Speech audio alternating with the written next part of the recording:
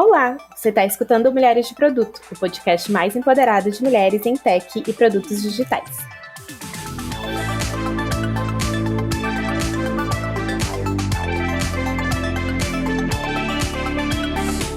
Oi, eu sou a Mariane Cavallini e junto com a Ingrid Souza, hoje vamos falar sobre o que é esperado de cada etapa da carreira de uma Product Manager. Nós fazemos parte da comunidade Mulheres de Produto, a maior comunidade de produto para mulheres do Brasil. Para entrar em contato com a gente, é só mandar uma DM no Instagram, mas se você prefere o e-mail, mande para podcast@mulheresdeproduto.com. Bom, e dando continuidade à escala de produto, nós chegamos ao último episódio dessa série, que é o episódio dos cargos ali de alta liderança e alta gestão. E aí hoje a gente vai querer saber um pouquinho mais sobre quais as diferenças entre esses cargos, os desafios, falar um pouco sobre as habilidades também. E enfim, né, a gente vai tentar passar aqui por perguntas que estão na cabeça das mulheres de produto e vamos tentar responder aqui hoje, né? Hoje a gente está na presença de mulheres sensacionais e incríveis. A gente está aqui com a Fernanda Faria e a Rafa Schwartz. Desculpa, Rafa, se eu não falei esse sobrenome certo, mas, bom, vou deixar aberto aqui o microfone, que vocês possam se apresentar e aí depois a gente começa a puxar a nossa pauta. Bom, eu sou a Fernanda Faria, me apresentando, eu trabalho com produto tem uns 10 anos, ou um pouquinho a mais que isso. Eu hoje estou como diretora global de produto e design na AB InBev, então eu cuido dos produtos Zé Delivery, Tadá, que é a versão do Zé Delivery para a América Latina, Empório da Cerveja, Shop Brahma Express e Vise. Então, são alguns produtos. Estou aqui tem menos de um ano, entrei em abril. É bem legal, assim, tem sido bem legal essa jornada. Apresentando, em linhas gerais, eu tenho 2 filhos, uma esposa, 3 cachorros. Por enquanto, só isso de animais.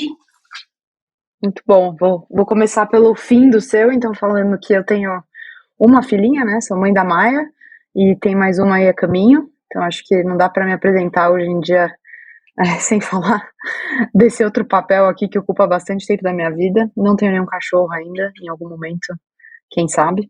Um pouquinho assim da minha formação, então, né, a gente sabe que produto as pessoas vêm de vários lugares. Eu vim do mundo de humanas, então eu sou formada em comunicação e marketing e mestre em antropologia, que foi algo que eu sempre quis fazer. Acabei me especializando em antropologia digital, ou seja, estudando as pessoas do século 20, 21 já, e a nossa relação com o digital, com as interfaces, com as comunidades, mas tudo focado em tecnologia. Com esse meu background, a minha trajetória ela sempre foi, desde o início, muito voltada ao consumidor, desde do planejamento estratégico de comunicação, de campanhas, mas depois passando por um tempo em consultoria de inovação, aprendendo muito sobre design thinking, mapeamento de jornada, service design. E aí nos anos mais recentes, desde 2016, quando eu fui convidada para participar do time de inovação do iFood, eu entrei em produto e não saí mais. Então. E depois eu fui para um marketplace de gás, que se chamava Chama, um investimento aí da SHV. E agora estou quase 2 anos numa outra startup, então sempre entrei aí num early stage ou etapa de tração, de energia limpa, que chama Lemon Energia. Estou quase 2 anos, a empresa tem 3 e pouquinho, então vivi aí grande parte desse início, estruturando o chapter, estruturando processos, cultura de produto, tentando trazer mais a cultura e a experiência digital para um setor tão offline, né, tão ainda mato alto que a gente tem aqui no Brasil. Então está sendo um mega desafio nesse sentido de desbravar um novo mercado. Sensacional, um baita potencial, né? Brasil como energia, né? E, gente do céu, estou aqui tremendo, porque entrevistar mulheres incríveis desse jeito dá um friozinho na nossa barriga, ao mesmo tempo que eu posso falar por todas, né? É baita inspiração a gente, como Product Manager, ver, enfim, carreiras super legais e, enfim, desenvolvimento de mulheres em produto. E para começar, então, com as nossas perguntinhas, para a gente puxar esse nosso bate-papo, gente, eu queria que vocês desmistificassem aí pra gente a diferença entre CPO, VP, Product Director. Qual é a diferença, né, desses cargos? Qual é a principal responsabilidade deles? Conta aí um pouquinho pra gente, essa sopa de letrinha, a diferença deles. Eu brinco muitas vezes que eu falo, meu Deus, como eu vim parar aqui, eu só tenho 6 anos, na maioria das coisas. Porque, no fundo, assim, tem vantagens e desvantagens, tá? A gente cria uma ilusão sobre o que é sentar nessa cadeira, né, de liderança de produto, de CPO, de VP, de head, de diretor de produto. A gente cria uma fantasia muito grande. E, na realidade, no final das contas, você vai fazendo cada vez menos produto, que a verdade é essa.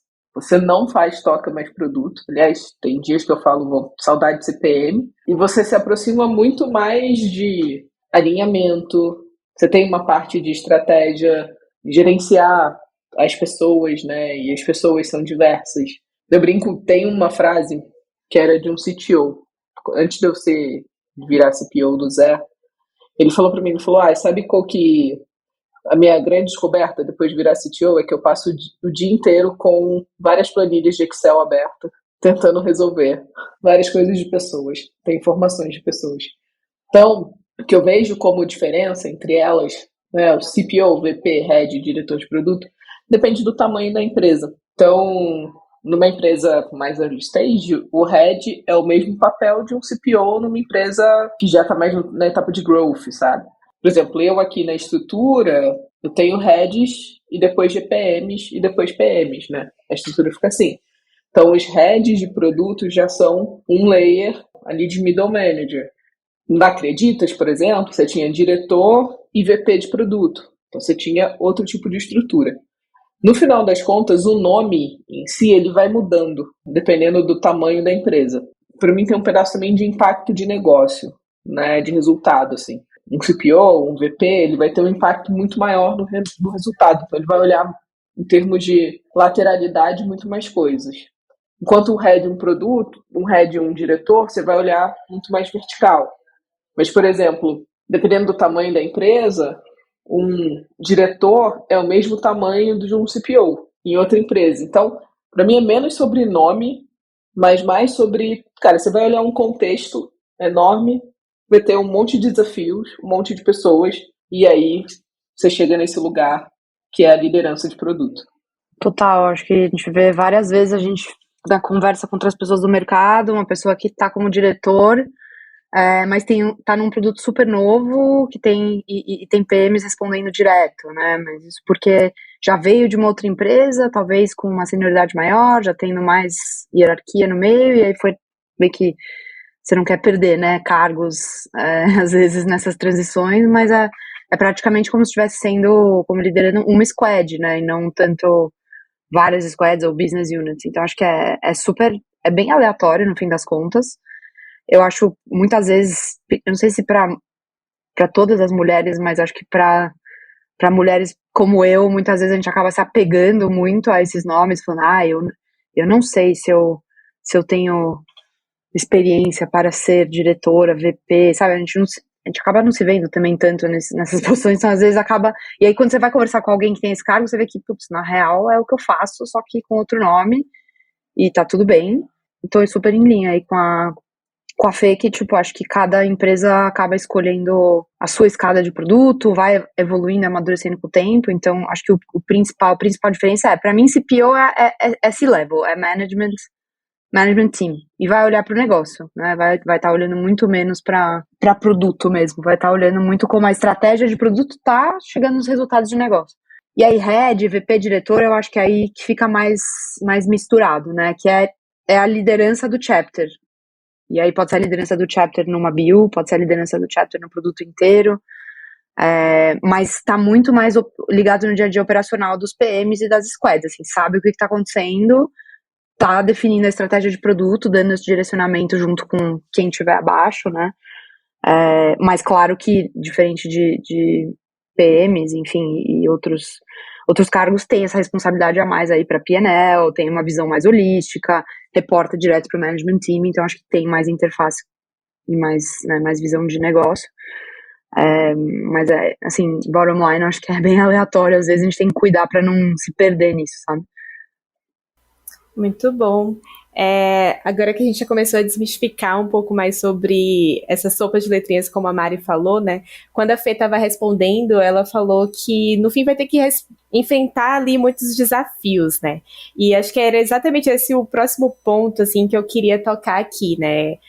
No dia a dia de vocês, experiências que vocês já passaram, quais os maiores desafios e, assim, se vocês conseguirem compartilhar com a gente, quais foram aqueles talvez mais difíceis que vocês tiveram, assim, nos seus respectivos papéis? E se teve algum também que foi mais impactante, assim, que vocês gostariam de compartilhar com a gente nesse momento? Eu penso em um que é o que eu vivo já há quase 2 anos, que acho que você liderar o chapter de produto numa early stage, quer dizer que você não tá fazendo só isso, assim. Então, acho que esse é o principal desafio, é você conseguir liderar o chapter e ocupar as posições que não existem, e fazer as contratações para as posições que precisam serem ocupadas. Então, acho que aí, realmente, a posição de head, de liderança, ela acaba sendo um híbrido, né, de contribuinte individual e de olhar mais holístico e de participação em decisões de budget, de contratação, de outras coisas que não tem a ver com o que uma pessoa de produto que não lidera o chapter faria. E acho que o mais difícil foi mostrar para as pessoas que, tipo, em outras posições, às vezes não tem essa necessidade, né? Mostrar que eu estava atuando ali em 3 níveis, muitas vezes, né? Nível, tipo, extremamente operacional, até conseguir trazer alguém, depois um nível mais tático e um nível mais estratégico. E claro que o estratégico acaba ficando um pouco mais abandonado, porque a roda tem que girar. Então, acho que isso é um exemplo mais concreto, assim, que eu consigo pensar aqui da minha vivência, que é a minha primeira vivência mesmo, né, liderando o chapter aqui na Lemon, e que a gente ainda estamos aí nesse processo de evolução, de estruturação. Boa. Acho que o que eu adicionaria, assim, tem um lado com pessoas que é sempre complexo nessa situação. Muitas vezes você tem um contexto maior e nem sempre naquele momento você pode compartilhar o porquê. Então, para mim, o maior desafio é esse. Assim, eu sempre fui uma pessoa que, quando liderava, gostava de transparência.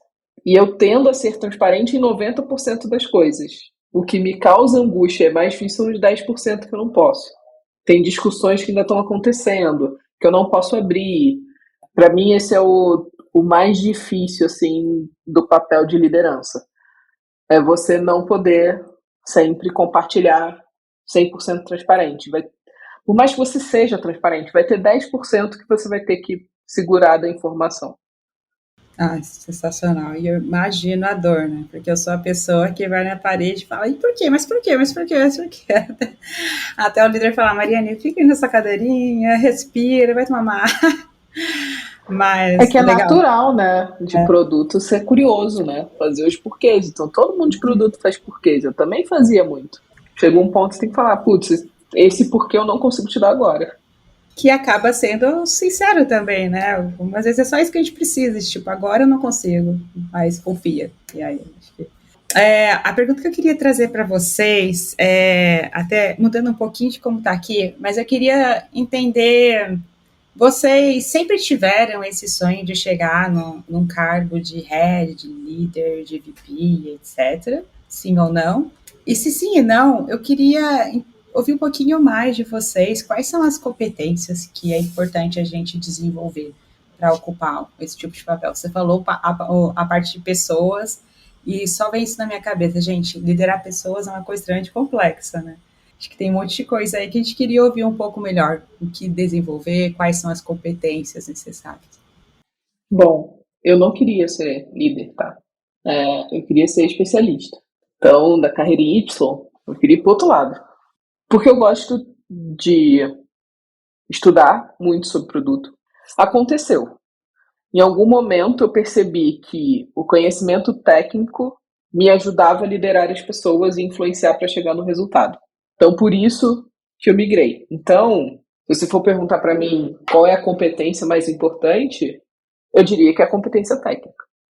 Uma pessoa líder de produto precisa saber tecnicamente fazer um produto. Senão você não consegue fazer provocações, não consegue atuar com um time, não consegue entender se a estratégia está traçada faz sentido ou não faz. Para mim, essa é uma das mais importantes. A segunda mais importante tem a ver com liderar pessoas, e a terceira tem a ver com alinhar, ter uma capacidade de comunicação para alinhar com todo mundo, porque conforme vai aumentando o seu cargo de liderança, você passa a alinhar de 10, 20, 30, seu espectro ali de alinhamento aumenta. Eu super concordo com você, mas eu acho que o que acontece no mercado é que essa bagagem técnica e essa visão de produto e esse conhecimento acaba caindo em termos de prioridade, e você vê muita gente que entra direto já em transição de carreira em cargo de liderança de produto, porque tem um olhar muito forte para negócios, e as pessoas confundem muito isso. Claro que a gente tem que entender de negócios, claro que a gente tem que ser, né, a gente tem ali 3 coisas para entender profundamente, que não é fácil, cada um vai puxar para o seu lado, mas o que eu vejo é muitas vezes assim, nossa, a pessoa nunca trabalhou em produto, já é diretora, já é head, já é isso, aquilo, e aí quando eu vou ver é porque vem de escola de negócios, né? E aí eu acho que isso é muito prejudicial, assim, eu acho que a gente tá passando por ainda tá, né, passando por um momento de escassez de pessoas, de senioridade, e aí o que acontece é que o mercado reage desse jeito, né? Só que eu ouço muito, assim, pessoas falando, nossa, tipo, não consigo trabalhar aqui, não tá rolando, né, não tô conseguindo crescer porque eu não tô efetivamente fazendo trabalho de produto. Porque uma pessoa de negócios, e nada contra, assim, real, tem super valor, não tem o olhar de tecnologia, do que é possível ser feito, né, em profundidade. Não tem a empatia tão forte com o cliente, as dores, as necessidades. A empatia é muito mais forte com o negócio, com as métricas de negócio.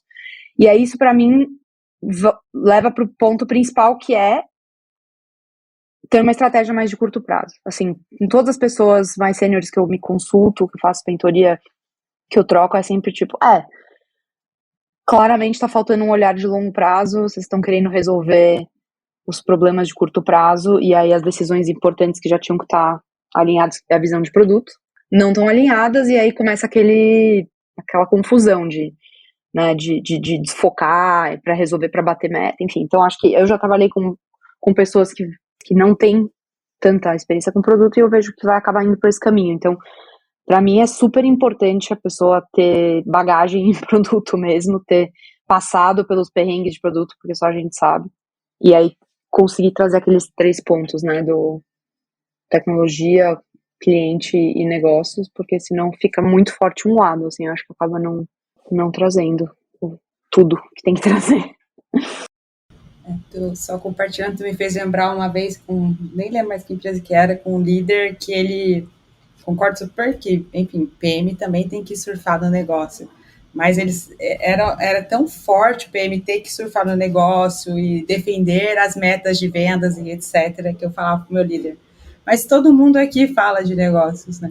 Todo mundo, desde a liderança, vendas, todo mundo. Alguém tem que não falar de negócios também, né? Alguém tem que falar do cliente, alguém tem que falar tecnologia, alguém tem que casar isso. E eu acho que é um sintoma que eu estou vendo cada vez mais dentro do mercado, trazer essas pessoas que vieram com uma bagagem muito boa em negócios e realmente, assim, é uma dor assim, que a gente como PM sente no dia a dia. E é uma dor que para a gente dá um desgaste de produtividade, para alinhamento e etc., porque a pessoa não fala a mesma língua que você, né? Então, tem que ensinar a pessoa a falar a mesma língua. É uma dor realmente que a gente está sentindo. Pelo menos eu estou sentindo. Eu não sei como é que tá para a Ingrid. E já faz um tempo, tá? Faz uns 4 anos já que eu estou sentindo isso. Um ponto polêmico sobre pessoas de negócio em produto. Eu vejo que quando são coisas muito específicas de produto, então, sei lá, Creditas era um produto financeiro, tinha uma especificidade em crédito. Então, nesse caso, faz sentido eu trazer alguém que sabe muito de crédito e eu faço a migração dessa pessoa para o produto e eu treino essa pessoa em produto. Então, tanto dando capacitação como mentoria, etc. E aí essa pessoa migra para o produto. Né? O que eu vejo é que, assim, nesses casos tem muito valor. Porque nesse caso é mais fácil fazer ramp-up de produto do que o ramp-up de crédito. Eu ensinar alguém de produto sobre crédito, eu vou levar muito mais tempo. Eu ensinar alguém que entende muito de crédito sobre produto, meu tempo é menor. Então eu vejo que nesses pontos vale a pena. Total. Dependendo do mercado, eu acho que você tem que ter essa expertise, e eu vejo muito isso acontecendo mesmo. Tipo, eu vim desse mercado e agora eu tô em produto, e aí você fala, tá, mas alguém te ensinou, você lê, né? Você passou algum tempo absorvendo. Mas voltando ao ponto lá do se vocês queriam ser, né, tá na liderança ou não, pra mim, eu acho que eu venho de um. Eu tenho 35 anos, né? E eu tô me sentindo cada vez mais velha nesse dia a dia aí. Eu acho que pra gente, da minha época, era muito normal e óbvio que o caminho pra crescer é gestão. Eu sempre tive um perfil de gostar de pessoas, de gostar de liderar times, tipo, sempre gostei de liderar grupos, participar de grupos. Nunca olhei pra ser especialista, mas eu também acho que era meio que o caminho lógico pra você crescer, assim, até hoje porque tem quantas vagas de Principal Product Manager você vê no Brasil? Sei lá, acho que eu não sei nem se eu já vi. A gente não tem essa cultura aqui, né? Então acho que é sim parte da minha personalidade de querer, mas acho que em parte de não ver outra opção também. Acho que a gente tá desmistificando super isso, assim, eu vejo conversando com as pessoas mais jovens, o que eu me sinto péssima falando isso, mas são mais jovens. A gente vê muito a galera falando, não sei se eu quero ir pra gestão, eu gosto de entrar no técnico, eu gosto de estar dentro de falar de produto. Espero que seja uma opção cada vez mais mainstream para as pessoas também.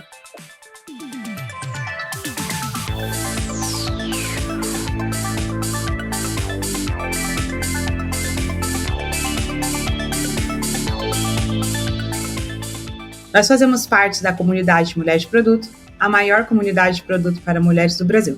Você pode nos ajudar de diversas formas, seguindo a gente no seu agregador de podcasts favorito, ouvindo pela plataforma Aurelo e assinando um dos planos. A partir de R$3, você nos ajuda a manter a produção de conteúdo.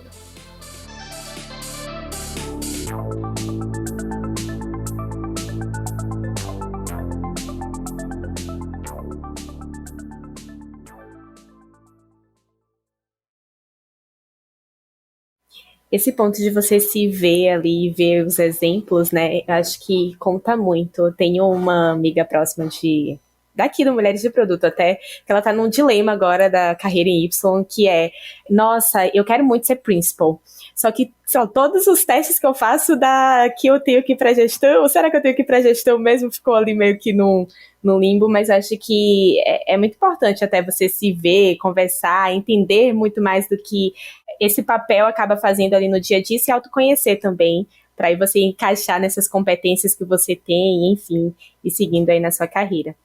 Agora, acho que mudando um pouquinho até de tema, trazendo uma outra pergunta, só que agora uma pergunta mais polêmica, né?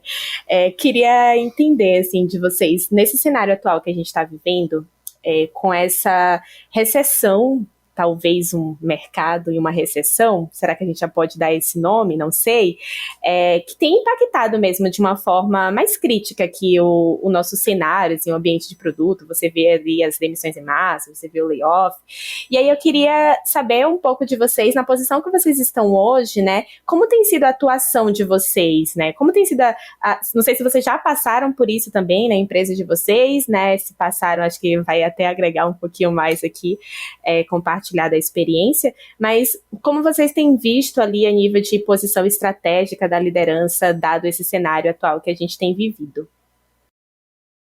O que eu vejo que tem uma matéria muito boa que fala sobre o efeito manada dos layoffs.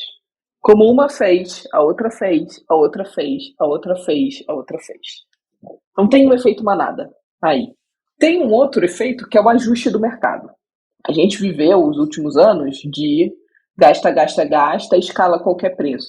Uma hora o preço chegou, né? A gente está pagando também por isso. Que não significa que a estratégia foi errada, tá? Às vezes, se você escalar muito rápido o negócio, você vai fazer dessa forma, né? Tipo, é a forma que tem para fazer, é a forma que a gente conhecia até então e que era ensinado. Quando a gente vai para o contexto agora, onde dinheiro de venture capital diminuiu, você entra em outro cenário. Esse cenário de cresce a qualquer custo muda e vai para o cenário de rentabilidade. As que estão indo bem são as que já estavam olhando rentabilidade há algum tempo. Então isso muda um pouco o cenário. Então assim, o que eu vejo do mercado? Em geral, teve um ajuste natural. Em alguns casos, o que eu estou vendo, inclusive, são empresas que tiveram layoff contratando pessoas já Então não é um layoff, você fez um ajuste do perfil que você queria de profissional, de área de atuação, porque você pode escolher também, eu vou fechar um negócio, uma vertical que não está me dando lucro e eu vou investir tudo em outra vertical. E para investir nessa outra vertical, eu preciso de um outro perfil de pessoas. Então, isso pode estar acontecendo, tá?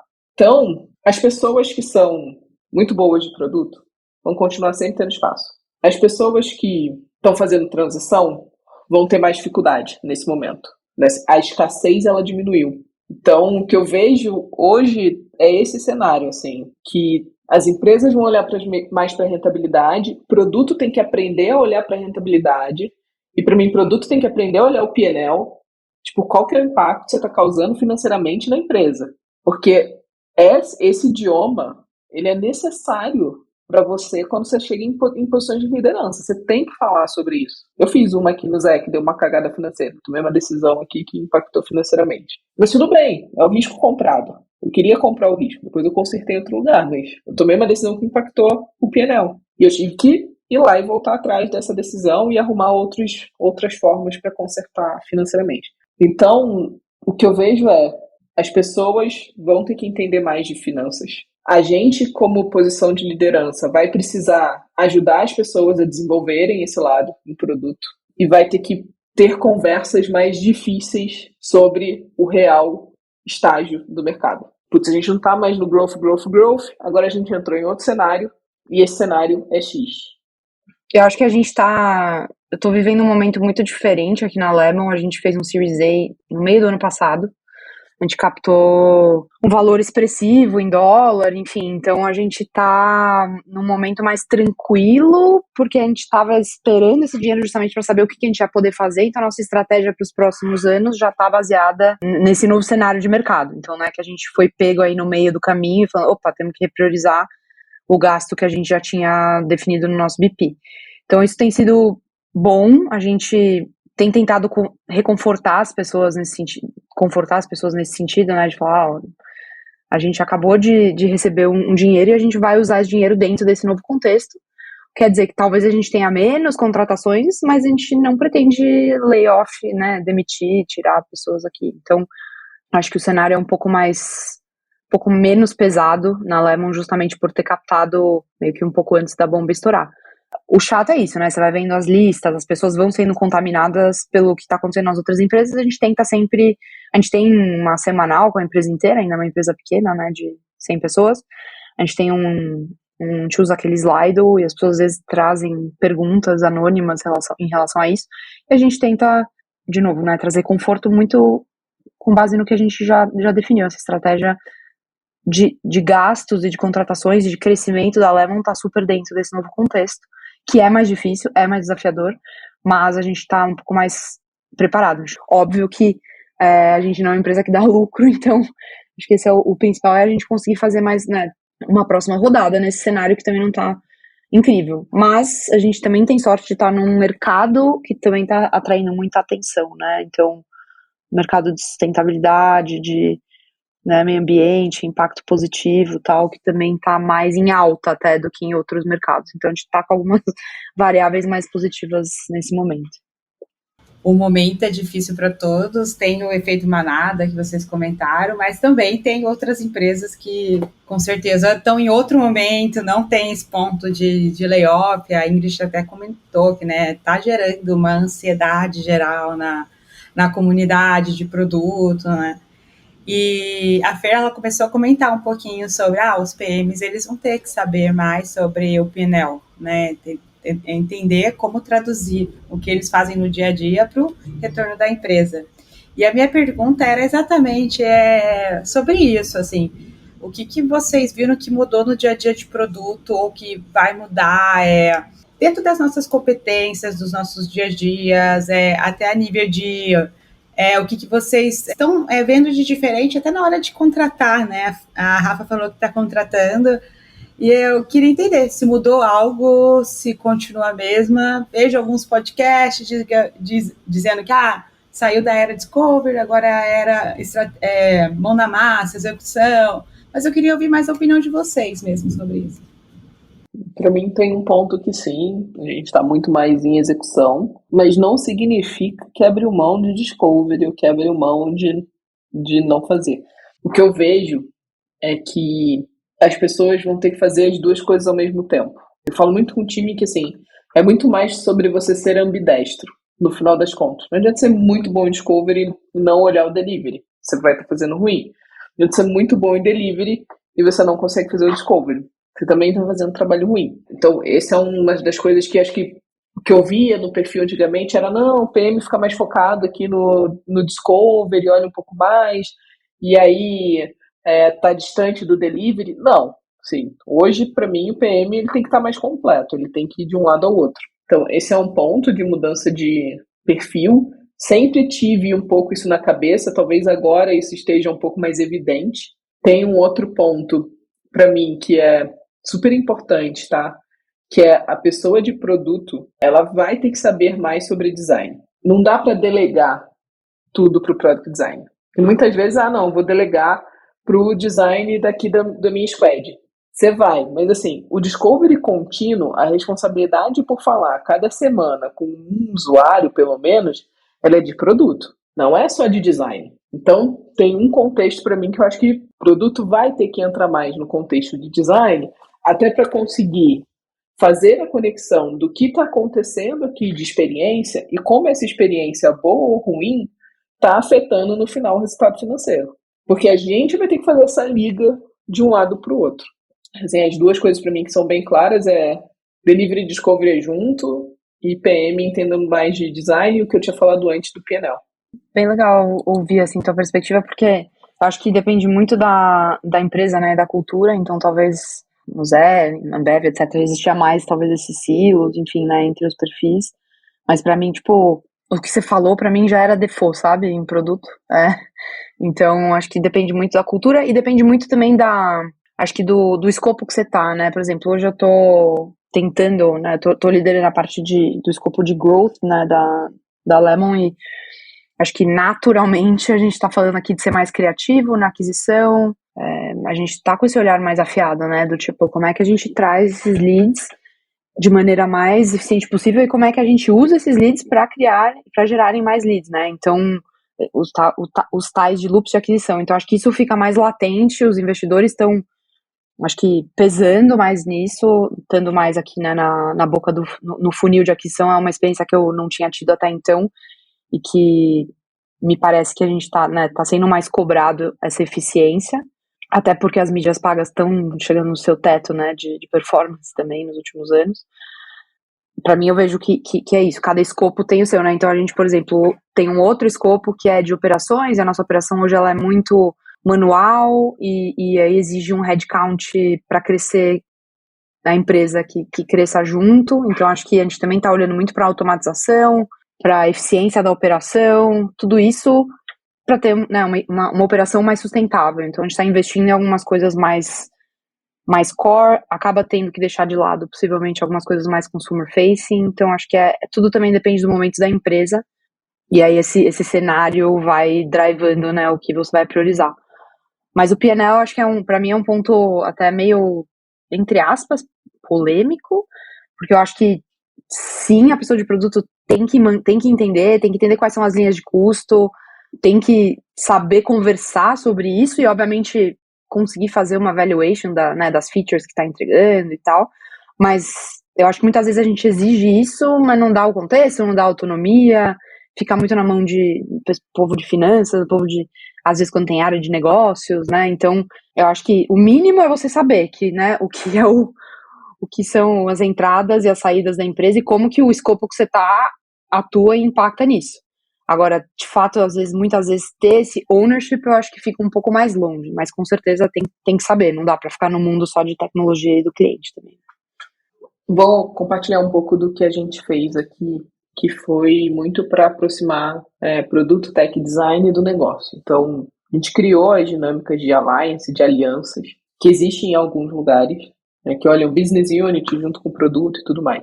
O modelo que a gente criou aqui é para que, no final das contas, produto e negócio, os dois tenham a mesma responsabilidade. Então, nesse ponto, o que tem ajudado é que simplifica o discurso. Tanto o negócio começa a aprender mais de produto, quanto o produto começa a aprender mais de negócio. E aí, nessa roda, as coisas se encaixaram um pouquinho melhor. E aí, ajuda na parte que a Rafa estava falando de contexto, né? As pessoas de produto começam a ter mais contexto, as pessoas de negócio começam a ter mais contexto do que é difícil, por que é difícil, o que está impactando. Isso gera um nível de empatia altíssimo entre todos. É muito bom. Bom, aí a gente tocou um pouco no ponto de adaptabilidade, né? A gente falou que algumas coisas que mudaram, falamos também sobre competências. E a minha próxima pergunta, né, que eu queria trazer para vocês é, na visão de vocês, o que vocês entendem que é esperado papel da pessoa de CPO, de VP, de Product Director, enfim, que vocês enxergam? Bom, acho que eu não sou CPO, né? Então acho que a Fê tem mais propriedade para dizer, mas assim, para mim o principal, se fosse ter que descrever para minha avó, que é esperado de uma CPO, para mim é que o que quer que seja que produto tá fazendo, a estratégia de produto tá endereçando, entregando, faz sentido pro crescimento e para as necessidades da estratégia mais ampla e mais macro do negócio, né? Então, acho que, de novo, voltando ao fato de que é o management team, tá olhando muito mais próximo ao negócio, é garantir que o produto está desdobrando, né, a estratégia de produto e, enfim, tudo que vem com isso, para suportar as necessidades da estratégia mais macro de negócios. É isso, adicionando a complexidade de você ter que gerenciar mais ansiedades e expectativas de diversas pessoas. Você no final você vai garantir que que a estratégia esteja conectada, né? Você precisa criar essa liga, inclusive, e o porquê, e o contexto, e achar esse storytelling, né? Até para você conseguir direcionar as pessoas e falar, ó, esse é o espaço que a gente vai atuar, dentro desse espaço a gente vai focar. Muito importante o time ter foco, saber qual é o foco, né? Para conseguir entregar, porque a sensação de entrega, para mim, a pessoa entrega, ela se sente bem, ela entrega mais, tipo, normalmente você vê os times que estão rodando bem, eles vêm nesse pace já, nessa pegada há algum tempo. Então, para mim, é muito mais dar foco para o time conseguir entrar nesse momento de novo, né, e aproveitar o momento. Tem outro lado que, assim, muitas vezes, que eu vejo na atuação diferente de CPO para diretora, por exemplo. Para a diretora era um contexto e isso me permitia entrar um pouco mais no detalhe. Então, para a CPO tem que ser muito mais rápida em organizar o que está acontecendo para que dessa organização venham as soluções dos problemas. Então, eu não consigo, mas para eu entrar, eu gosto de entrar, tá, gente? Eu tenho um acordo com as pessoas do time que às vezes eu entro em alguns contextos porque eu gosto de saber o número, aí eu entro perguntando, aí acho divertido, aí lembro que é fazer produto e vou toda feliz.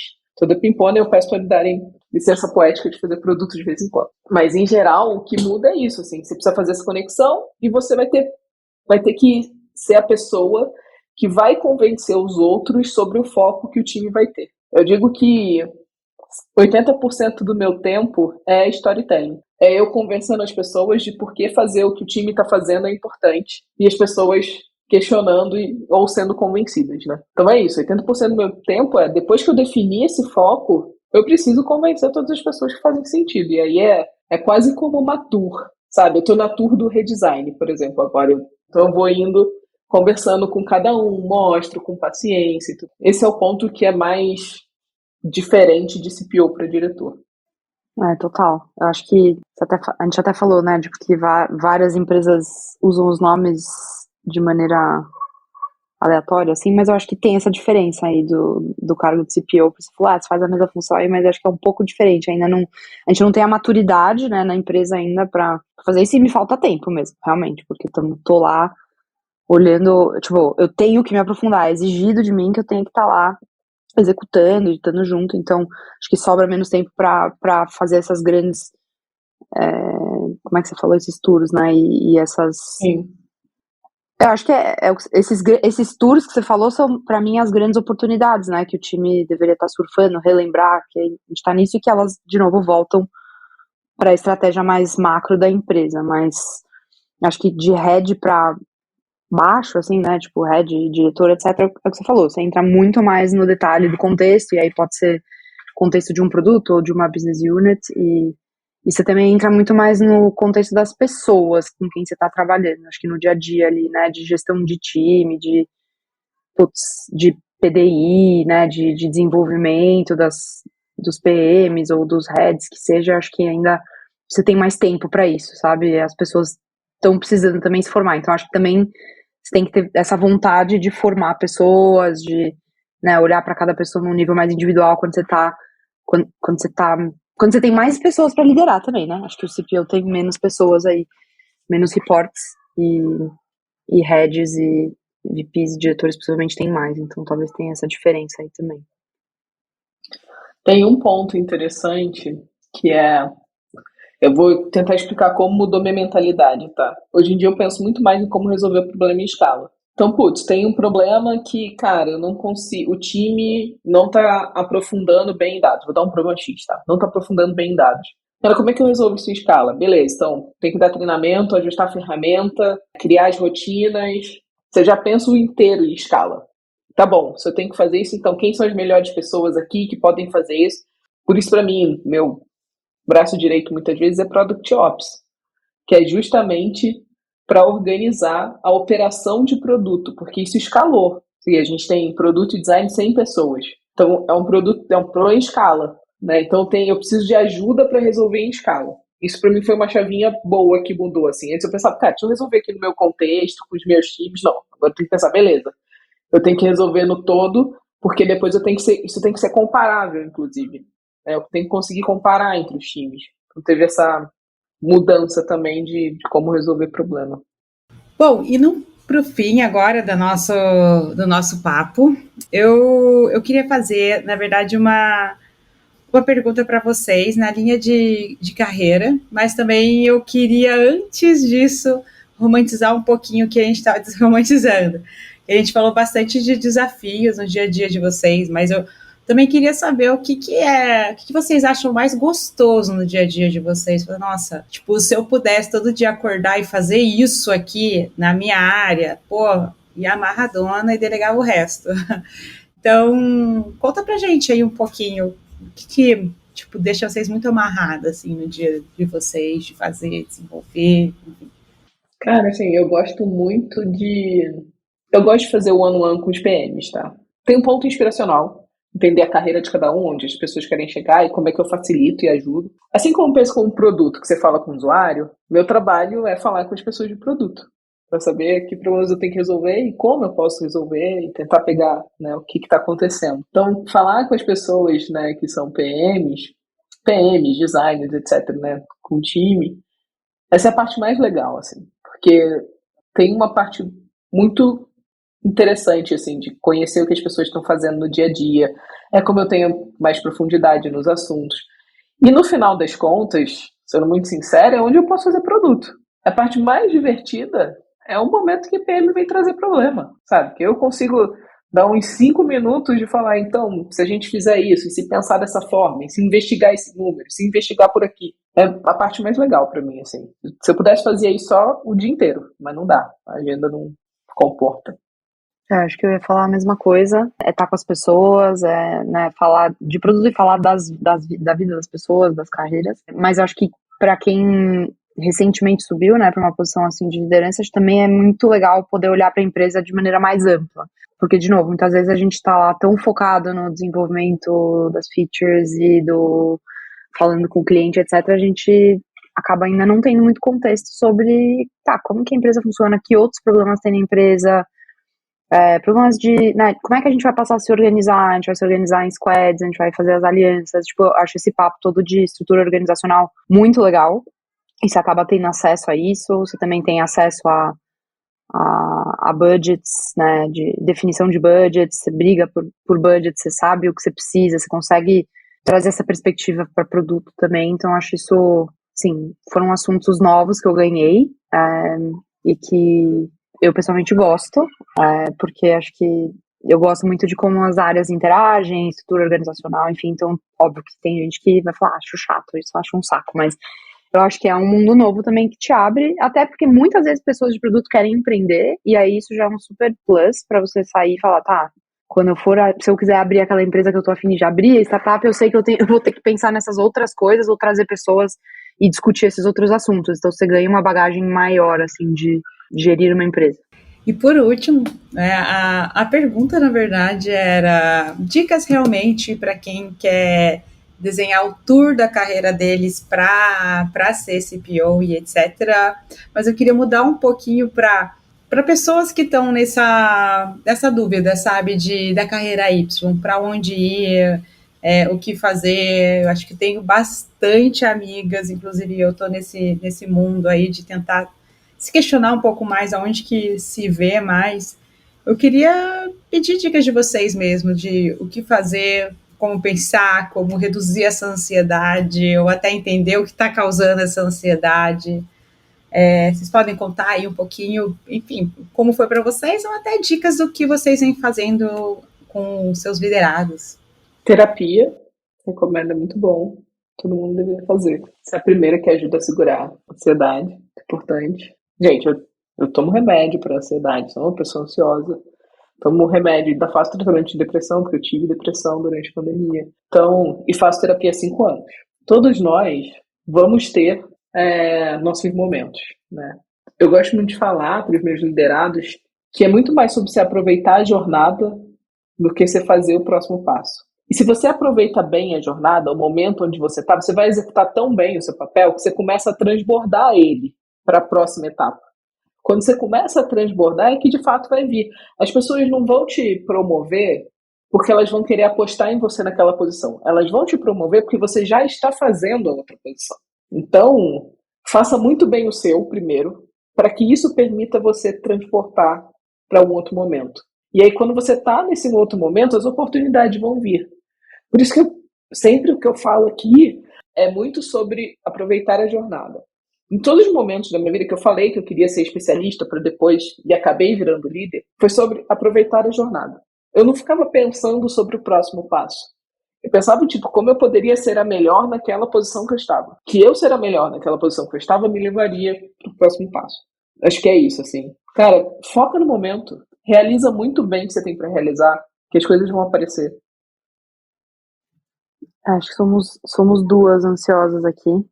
E eu acho que total, assim, viver o momento, ocupar bem seu espaço. Acho que o difícil às vezes é saber, o que quer dizer ocupar bem esse meu espaço hoje, né? Porque muitas vezes a gente não tem um bom direcionamento. Então, acho que a única coisa que eu agregaria é tente encontrar bons gestores ou boas gestoras, porque faz muita diferença também, sabe? Você ter alguém que vai conseguir ou te acalmar, falar esse tipo de coisa, pensar na sua carreira, de fato, fazer a sua gestão. Porque quando você tem alguém olhando pra você, assim, você tem direcionamento e assim você consegue crescer. Talvez não lá, mas em outros lugares. Então, eu acho que eu agregaria, tente procurar pessoas que tenham um bom histórico em gestão, que tenham um bom olhar para desenvolvimento de pessoas, de carreira, porque não é fácil achar, e aí você acaba se perdendo no dia a dia, né?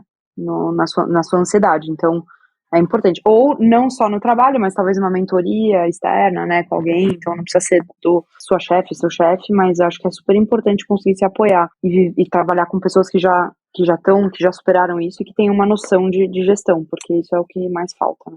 Nossa, com certeza. E a gente tem essa mania de querer resolver as coisas sem pedir ajuda. E não precisa de liderança, eu vou fazer acontecer. Mas, realmente, eu acho que ter um ombro para chorar no fim do mundo, como diz o Emicida, acho que é sensacional, assim. Eu acho que, para mim, pelo menos, que sou liderada, hoje não sou líder, é o que eu busco, assim. Às vezes eu estou no caos, o meu líder chega e só fala, tá tudo bem, vamos junto. E acabou, assim. Eu acho que já volta uma energia que, enfim, é só de saber que alguém está ali. Isso é sensacional. Liderança é uma responsabilidade bem grande, na minha opinião. Exatamente. Nossa, eu acho que com essa frase e com esse desfecho aqui agora que vocês trouxeram, a gente pode se encaminhar para encerrar o nosso episódio. Então eu queria agradecer muito. Acho que foi um dos episódios que eu mais gostei de participar. Foi tão lindo. Então, obrigada para vocês. Então, Vou deixar aqui aberto, se vocês quiserem falar mais alguma coisa, fiquem à vontade, espaço todo de vocês. Obrigado vocês pelo convite. Me chamem mais, porque, como vocês veem, eu gosto de gravar podcast. Acho divertido. Muito legal o convite, obrigada aí mais uma vez também. É meu primeiro podcast, então estou estreando aqui. E acho que parece besteira, mas putz, é muito bom a gente ter esses espaços onde a gente se sente à vontade, onde a gente pode trazer, né, as nossas ansiedades de maneira mais transparente, mais livre. Acho que por isso que o papo flui também. Muitas vezes acho que a gente fica meio presa quando não tem esse senso de comunidade. Então, parabéns aí também para vocês duas, acho que, e todo o pessoal aí, né, da Mulheres de Produtos, por criar esse ambiente também tão propício. Valeu. Obrigada. A gente é suspeita, né? Que a gente adora gravar podcast, porque, enfim, a parte mais legal é essa roda de conversa. É muito gostoso. Também gostaria de agradecer as nossas ouvintes, né? Os nossos ouvintes. Sei que a discussão ela continua no nosso Slack, nas nossas redes sociais, das Mulheres de Produto. Muito obrigada por estar aqui com a gente. Até o próximo episódio. E com certeza vocês serão novamente convidadas, sem dúvida. Já tenho aqui uma cadeirinha para vocês. Até o próximo episódio, gente.